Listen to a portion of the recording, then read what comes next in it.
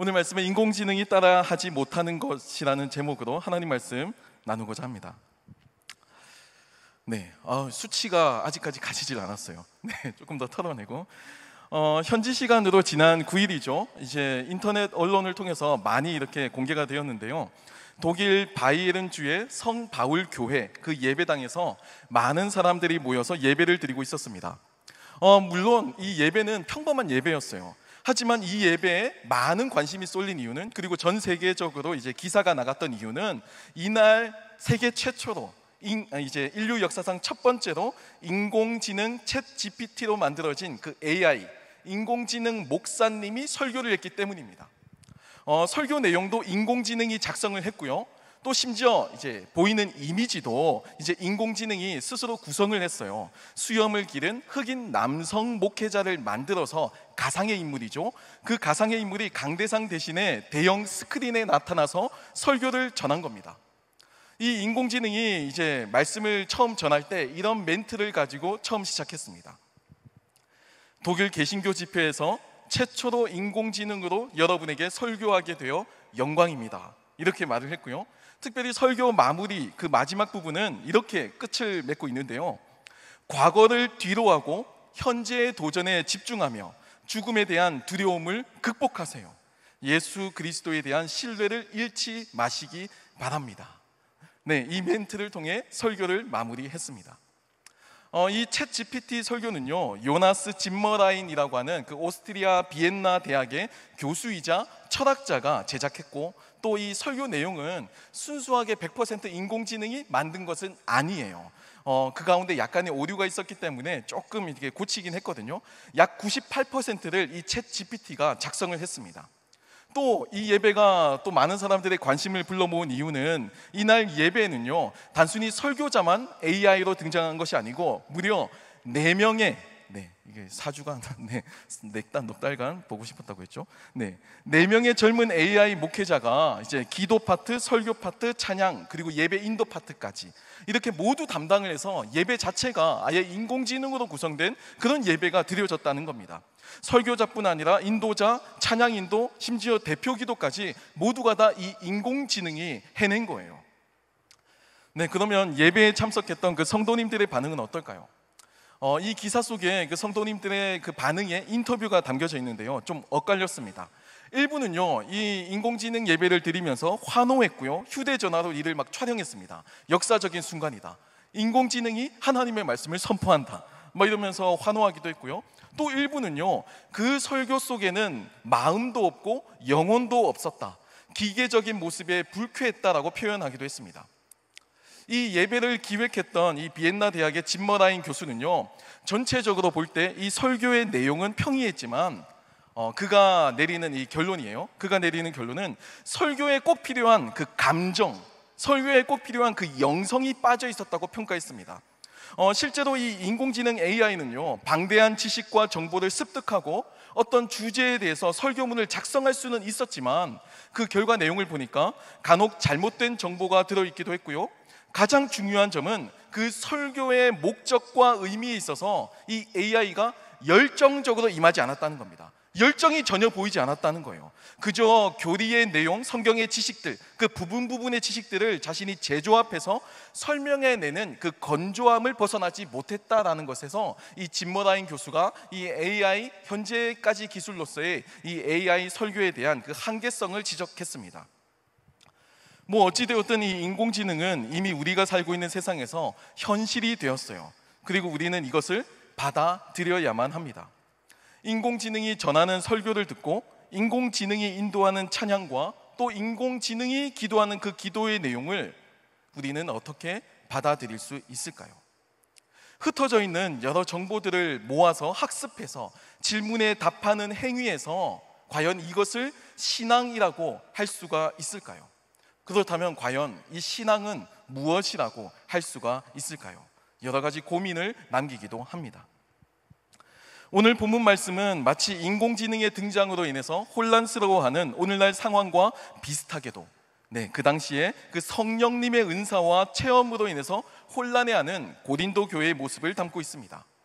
고린도 교회는 상당히 뜨거운 교회였거든요. 이 고린도 전서의 말씀을 보면 이 고린도 교회가 얼마나 뜨겁고 열정적인 공동체였는지를 우리가 흔히 발견할 수가 있습니다.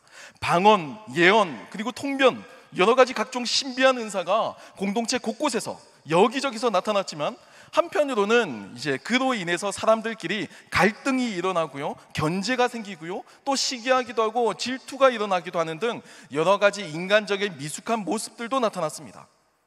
영적으로는 신비한 현상과 그리고 은혜로운 은사가 막 나타날 정도로 굉장히 탁월한 공동체였지만, 오늘날로 치면 굉장히 탁월한 교회였지만, 인간적인 모습에서는 기본적인 공동체를 유지하기 위한 그 최소한의 관계성 자체가 어려울 정도로 그 구성원들 간의 관계의 미숙함, 심지어 인품의 미성숙이 드러나기도 했죠.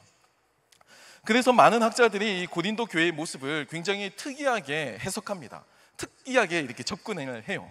왜냐하면 이제 우리 모두가 다 생각을 할 때 보통 신령한 은사를 행하는 사람, 그 사람이 갈 때마다 기적이 나타나고요, 이 사람이 막 말씀을 선포하면 막 놀라운 일이 막 생기고요, 막 그러면 뭔가 그만큼 평범한 사람들과 다른 하나님과 가깝고 더 성화되고 더 믿음도 뛰어나고 심지어 인품도 성숙한 사람이라고 흔히들 생각을 하거든요. 근데 고린도 교회의 모습을 보면 그게 다 착각이라는 것을 보여줍니다. 오늘 고린도 교회의 모습에는 전혀 그렇지 않다는 것을 보여주고 있죠. 은사가 충만한 사람, 방언과 예언과 통변을 하는 사람이 그와 정반대로 정말 기본적인 인격도 갖추어지지 않은 그런 모습도 있음을 충분히 보여주고 있습니다. 그러니까 은사와 이 인격이 비례하지 않는다는 거예요. 이건 은사가 인간의 노력이나 아니면 인간의 연습이나 훈련을 통한 결과물, 그래서 습득되고 얻어지는 그런 내용이 아니라는 것을 분명히 보여주고 있습니다.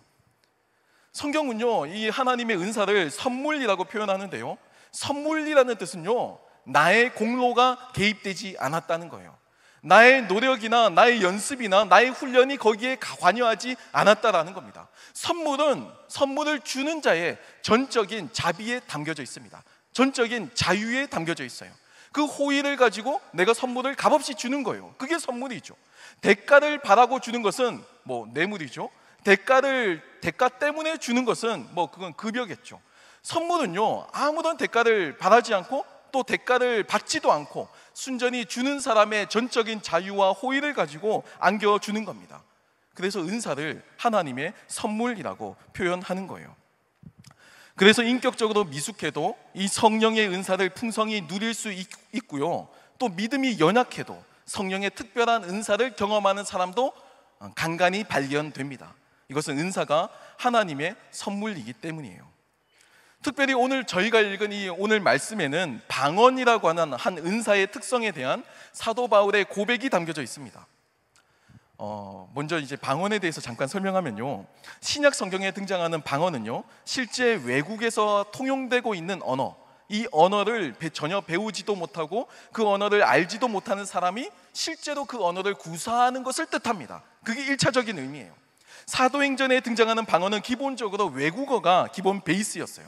외국어를 기반으로 하는 방언이었고요, 또 오늘 본문에 고린도 교회에 등장하는 이 방언도 외국어 방언이라는 의견에서부터 실제로 사용하지는 않지만 언어적인 체계를 갖춘 또 다른 형태의 아마 신비한 언어, 신비한 신령한 언어, 방언이다라고 하는 의견도 있습니다. 중요한 거는요, 여기서 방언은 외국어냐 아니냐, 영어냐 중국어냐 그런 게 아니고요, 땡큐냐 시에냐 이게 아니고요, 중요한 건 방언의 그 내용을 기도를 하고 있는 현재 나도 모르고 이 방언의 내용을 듣고 있는 다른 사람도 모른다라는 겁니다. 그게 방언의 특징이에요. 그것이 언어적 체계가 있는지 없는지, 발음과 기호가 어느 정도 연관성이 있는지 이런 거 전혀 상관하지 않아요.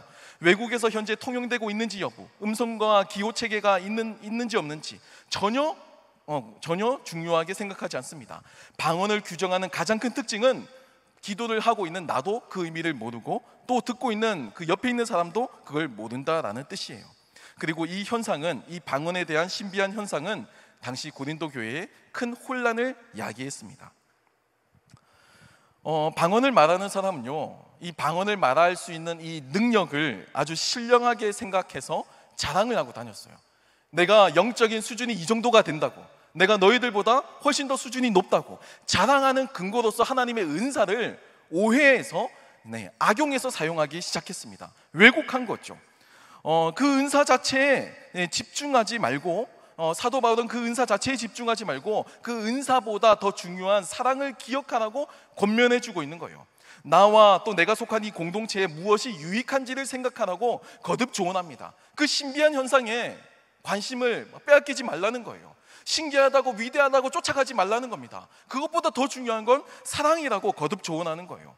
그리고 방언을 말하는 사람이 영으로 기도할지라도, 그래서 신비한 내용을 경험하고 표현하고 있을지라도 정작 우리의 이해, 마음으로는 열매를 얻지 못한다고 설명하고 있습니다.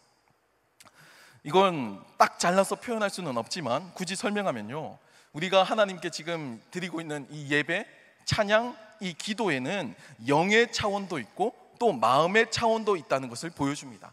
딱 두 개로 이렇게 나누어지는 건 아니에요. 다양한 의미가 그 안에 있다는 겁니다. 예배 안에 다양한 층위의 깊이가 존재함을 보여주고 있죠. 그러니까 신앙은요, 단순히 피상적인 지식도 아니고요, 또 감각적인 단순한 경험도 아니에요. 뭐 짜릿하거나 눈물을 흘린다거나 감동을 받았다거나 순전히 그것이 그냥 신앙으로 환원되지 않는다는 겁니다. 물론 지식도 있어야 되죠. 특별한 경험도 있어야 돼요. 하지만 특별한 지식 그리고 특별한 경험 그 자체가 신앙이 곧 아니다라는 것을 설명해 주고 있어요. 그것보다 별개, 그것을 포함하지만 더 큰 무언가가 신앙을 구성하고 있다라는 겁니다. 제가 다시 인공지능 이야기를 하려고 합니다. 한양대 교육공학과 교수인 유영만 교수님이라고 하는 분이 계신데요.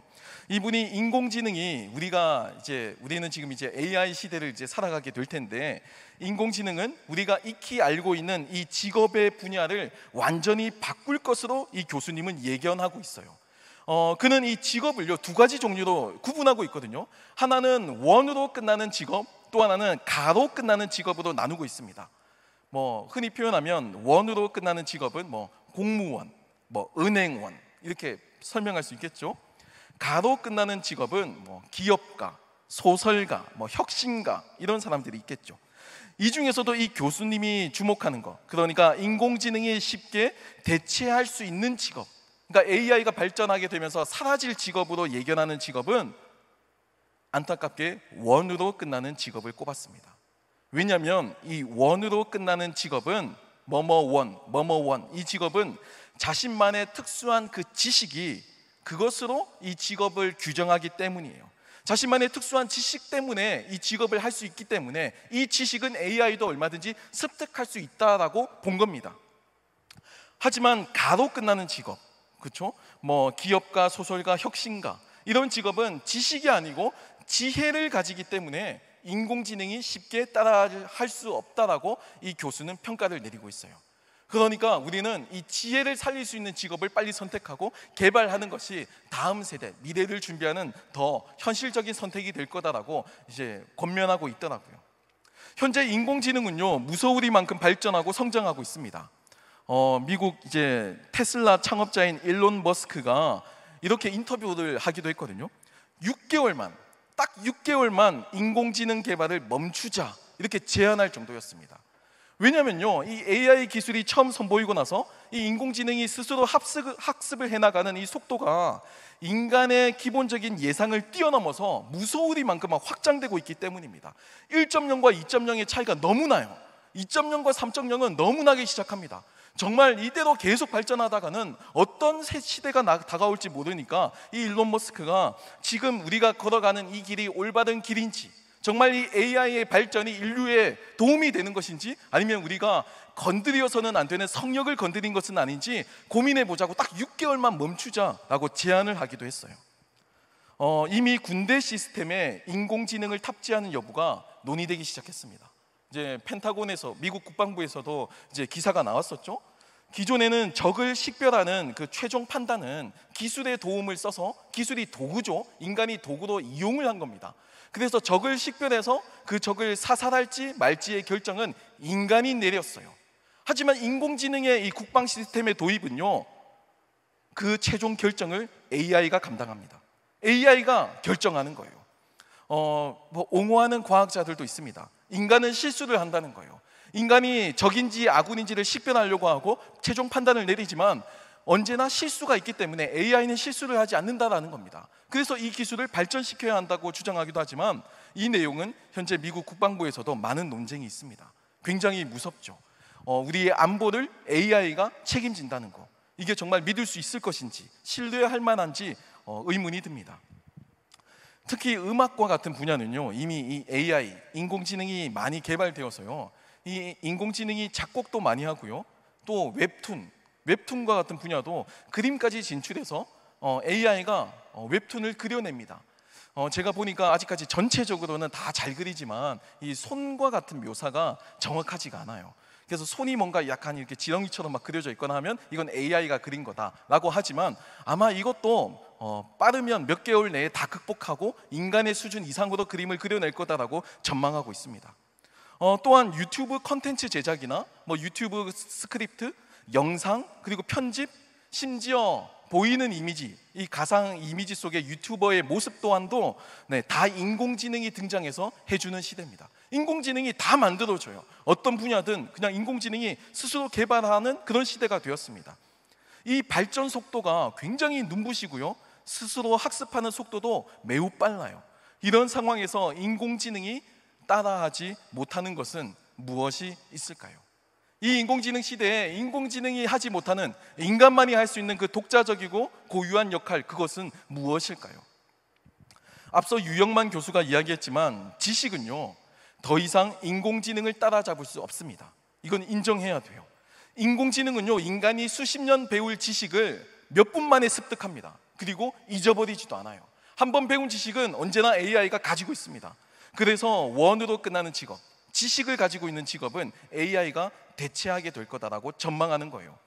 하지만 여전히 인공지능이 인간을 따라잡지 못하고 있는 영역, 그 영역을 이 교수님은 4가지로 꼽고 있는데요, 제가 잠깐 설명해 드리면 첫 번째가 호기심을 가지고 질문하는 능력이에요. 인공지능은 단지 주어진 정보를 막 편집해서 재배열합니다. 그래서 알고리즘으로 접근하지만 이 인공지능의 가장 큰 문제는 문제의식이 없다는 거예요.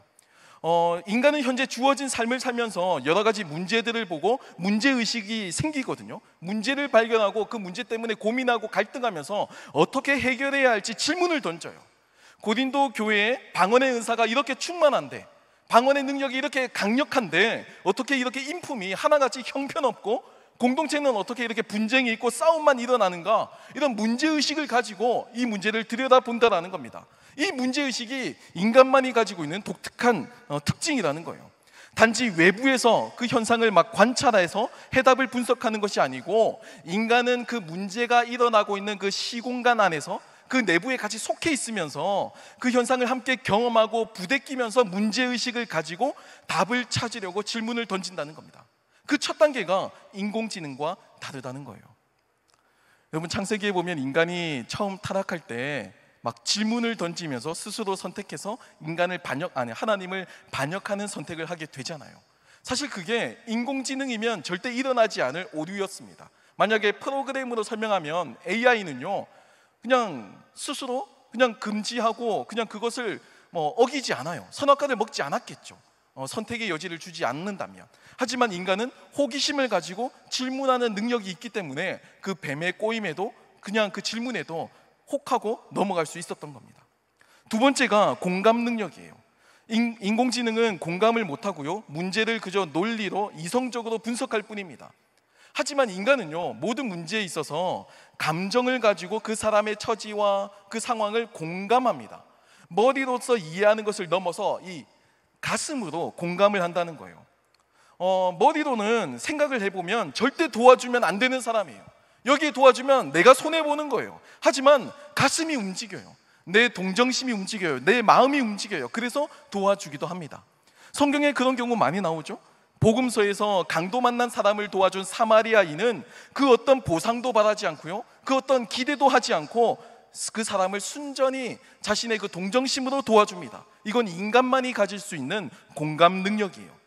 원래 이성으로 따지자면 위기에 빠진 사람을 도울 때 나도 위태로울 수 있으면 절대 도우면 안 됩니다. 내 생존이 제1원칙이죠. 뭐 생물학에서도 내 DNA를 보존하는 게 제1원칙이잖아요. 일반 과학에서 볼 때. 그러면 당연히 도와주면 안 되는 거예요. 내 이익이 최우선 고려 대상입니다. 뭐 자본주의를 이해하는 뭐 그런 이론이라든지 경제학, 사회학 모든 이론이 다 내가 중심이 되고 나의 이익이, 나의 생명이 최우선이라고 가르쳐요. 하지만 인간은요, 이타적인 행동을 한다는 겁니다. 이 공감 때문에, 이 마음 때문에 해서는 안 되는 일 하면은 손해보지만 누군가를 위해서 하기도 한다는 거예요. 오늘이 이제 6월 25일 6.25 73주년 날이죠. 군인은요, 단지 월급 때문에 나라를 지키지 않습니다. 국가를 지키기 위해 고귀한 희생을 하기도 해요. 그리고 하나님께서도 인간을 구원하시기 위해 직접 인간의 몸을 입고 이곳에 오셔서 자신을 희생하셨습니다. 머리로 생각하면 절대 해서는 안 되는 선택이었어요. 이성으로 생각하면 절대 이해 안 되는 행동이죠. 가슴이 움직였기 때문에 할 수 있는 행동이라는 겁니다. 그 다음 단계가 상상력이고요, 마지막 단계가 실천적 지혜예요. 인공지능이 단지 알고리즘으로 상황을 막 이해하고 해결하려고 하지만 인간은요, 자신이 처한 상황과 문제를 머리뿐만 아니고 가슴으로 느끼고 경험하고 또 문제의식을 가지고 이것을 풍성한 상상력과 또 임기응변을 가지고 절박한 심정으로 해내는 그 끈기와 집중력으로 지혜를 얻고 이것을 실천한다는 겁니다. 가성비가 나오지 않는 이러한 선택을 통해 인공지능과 다른 인간만의 고유한 특성이 나타난다는 거예요. 제가 길게 설명해 드렸지만 여러분들은 어떻게 생각하시나요? 동의하세요? 오늘 우리가 위드워십으로 하나님께 찬양하고 또 기도하고 또 하나님의 말씀을 지금 듣고 있습니다.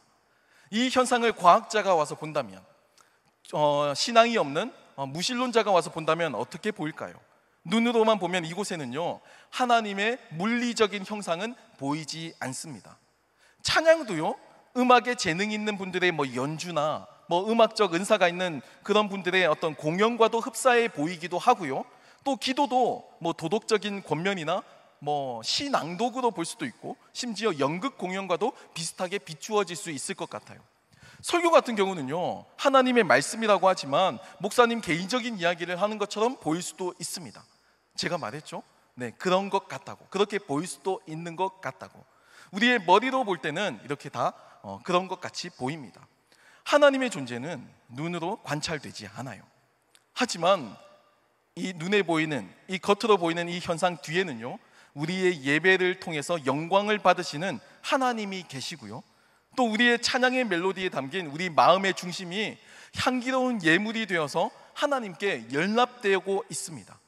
우리 기도에 담긴 간절함이 하나님의 마음을 흔들고요, 또 목회자의 설교를 통해서 하나님의 말씀이 대언됩니다. 내 삶의 자리에 필요한 하나님의 말씀이 선포가 되는 것이고, 우리 공동체의 자리에, 우리 공동체가 마주한 이 시공간의 문제 속에서 하나님의 적절한 말씀이 선포가 되는 겁니다. 그것이 예배의 본질이에요. 이게 우리가 경험하는 예배의 영의 차원과 또 마음의 차원이라고 할 수가 있을 겁니다. 마음으로만 보아서도 안 되고요, 영으로만 보아서도 안 돼요. 모두가 중요한 겁니다. 오늘 본문의 이 사도 바울의 고백과도 같이 내가 영으로 기도하고 또 마음으로 기도하며 내가 영으로 찬송하고 또 마음으로 찬송하겠다라는 겁니다. 인간의 이성을 가지고도 하나님을 높이지만 또 나의 감정과 감성과 특별한 체험을 가지고도 하나님을 높이고요, 또 신비한 능력과 신비한 기적도 기대하면서도 여전히 우리는 상식적이고 또한 합리적인 그 행위를 포기하지 않는다라는 거예요. 중요한 거는요, 예배는 단지 잘 해내는 것, 잘 참여하고 잘 인도하고 잘 듣는 것을 넘어서서 그 이면에 담겨져 있는 하나님을 향한 우리의 열정과 사랑과 경배가 있어야 한다라는 겁니다. 겉으로는 대형교회예요. 훌륭한 음악과 시설과 많은 청년이 있어도 만약에 우리의 예배가 빈 껍데기의 예배가 된다면, 그냥 겉으로 형식적으로 그냥 진행되는 그런 예배에 불과하다면 인공지능보다 못한 진심과 사랑이 사라진 예배가 될 수도 있다라는 겁니다. 우리는 이 실수를 언제나 기억하고 언제나 우리 자신을 점검해 보아야만 해요. 사랑하는 청년 여러분, 하나님은요, 우리를 인공지능, 이 AI로 창조하시지 않으셨습니다. AI와 비교하면 우리의 이 지능은요, 굉장히 부족해요. 실수하고 연약하고 때론 반역하고 반항합니다. 그렇기 때문에 우리가 실수하고 넘어지죠. 하지만 그것 때문에 우리가 자발적으로 하나님을 선택하고요, 자발적으로 하나님을 사랑하고요, 자발적으로 나의 의지로 하나님을 예배할 수가 있어요. 어린아이들이 하는 그 미숙한 표현의 기도와 찬양에도 우리가 공감하고 또 감동하는 것은 그 안에 담겨져 있는 영적인 진심이 있기 때문입니다. 조금은 다른 모습으로 드리는 사랑사역위원회의 예배가 특별하고 또 은혜로운 이유는 그 안에 하나님을 예배하는 우리와 동일한 그 하나님의 영이 임재하고 계시고 그 은혜를 우리가 함께 경험하고 있기 때문이에요. 하나님을 예배하는 것은요, 단지 의무감이나 국가의례나 종교의식이 아닙니다. 딱딱한 그런 절차가 아니에요. 사랑을 표현하는 원초적인 행위입니다. AI가 따라하지 못하는 것. 결혼을 해서 법적인 부부로 인정받기 위해서는 첫 번째 해야 될 일이 있거든요. 결혼식 중요하지 않아요. 안 해도 됩니다. 그래도 부부가 될 수 있어요. 혼인신고만 하면 돼요. 혼인신고, 이 법적 서류만 작성하면 부부가 됩니다. 하지만 이 부부가요, 정말 부부로서의 삶을 누리기 위해서는 서로 사랑의 마음이 있어야 돼요. 아무리 혼인신고를 했어도 그 안에 서로에 대한 냉대가 가득하면 그건 부부가 아니에요. 부부로서의 삶을 살아가고 있지 않아요.